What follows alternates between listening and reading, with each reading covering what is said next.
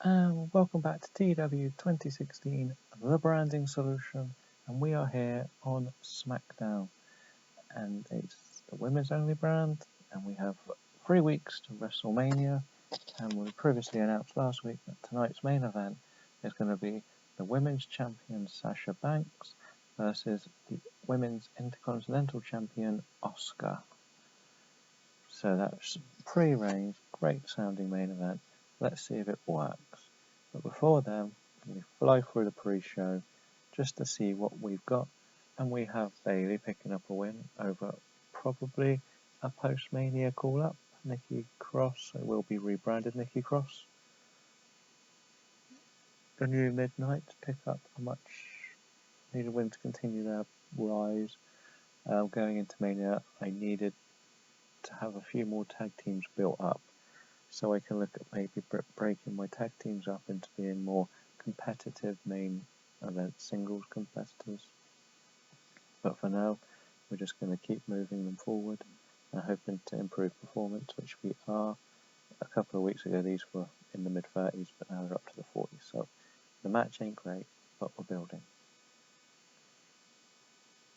Again, Alexa Bliss not on the main card again, so she picks up a needed win going into Mania.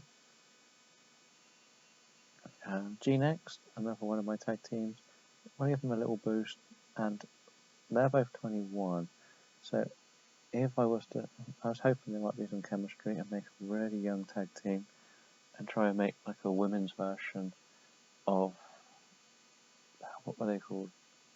Michaels and Jannetty, and just sort of have them be a tag team for a couple of years and then maybe do the twist and push one through the roof. But it might not happen with those two. I really want to do something with Tessa Blanchard. I want to make a young star out of somebody, and she's probably my best bet. Charlotte, another one, not on the main card. Last week she faced Bayley in the main event. They are not allowed to interfere in the main event, by the way, as well, or they lose their titles or matches at WrestleMania. Ludaka is probably going to be my Mexican standout. It's just bringing her up and giving her matches. Again, so I've got about 4 or 5 I really want to bring up. And I probably will look to introduce a lower card title for the women to fight for. We have the Heartbreak Express, a tag team, as you can see, another one around the 50s on performance, so that's good enough for what I'm looking for. Carmella not on the main card, a bit worried, I'm not quite sure where she fits into my WrestleMania plans yet. And a bit of a random tag team here, but Stella Coleman and Naomi pick up a victory. Just want to give them a little motivation. I believe we head into the main show now. Yes, we do. And we have Paige bringing out 4 of her 5 members. Becky Lynch, Mickie James, and Leve Bates. Been pushing her a lot recently. This is her big chance to shine. And she calls out Nikki to bring her team out. I said that let's cut to the chase, Nikki. Tonight, Becky, it was meant to be Paige, but she's technically injured. So it's going to be Becky and our 5th member shall face you and your 5th member later tonight in Smackdown. But first, let's see what Levy versus Emma can do.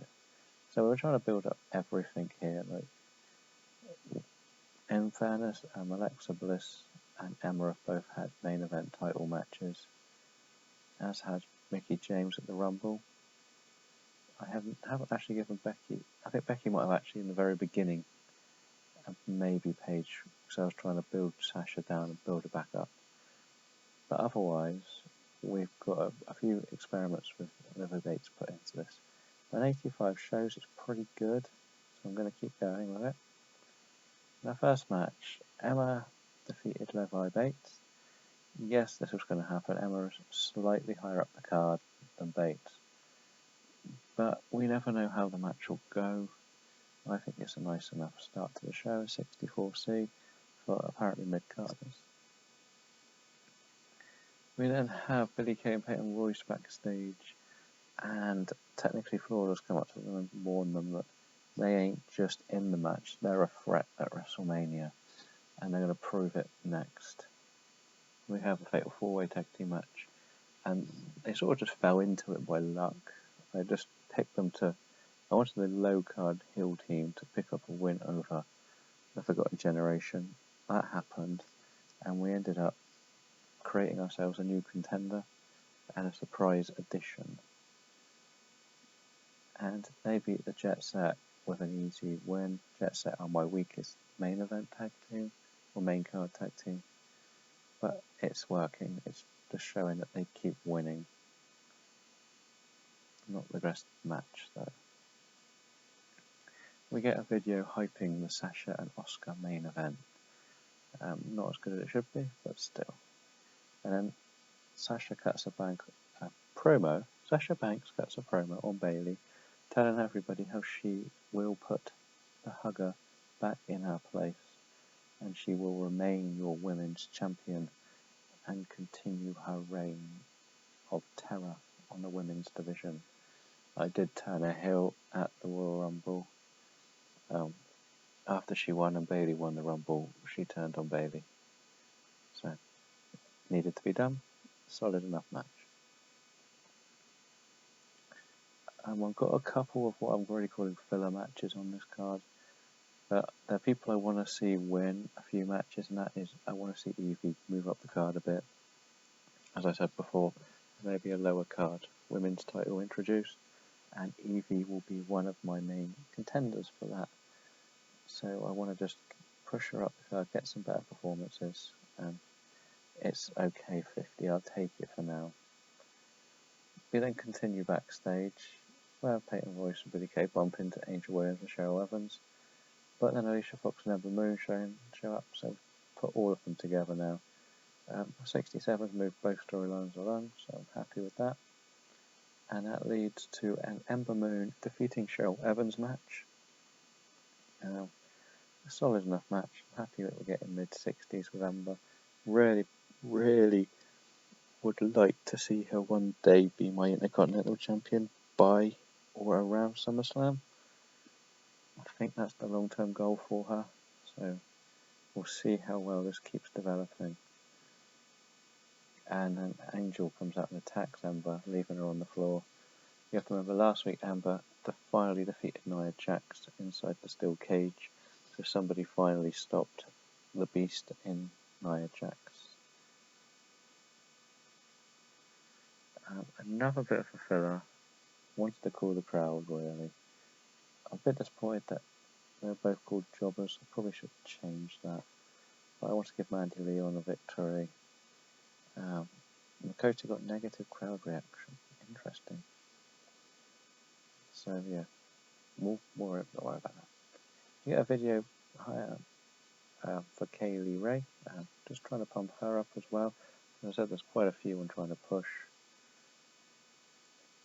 And the surprises were Taryn Terrell and Nia Jax have joined. Taryn Terrell defeated Nia Jax in this match. So there is still a chance Nia Jax may get bumped from this, but I feel like I've built her up so well over the year. I need her in this sort of match to be a bit devastating. But her performances are still only around the 50s. Really bad. But still, a 72 is a solid enough match. And then Paige and her team cut a promo on the whole team, how they're going to make their impact at WrestleMania. Throwing Kaylee Ray beating Scarlett Bordeaux. As I said, wanted another push, someone to win.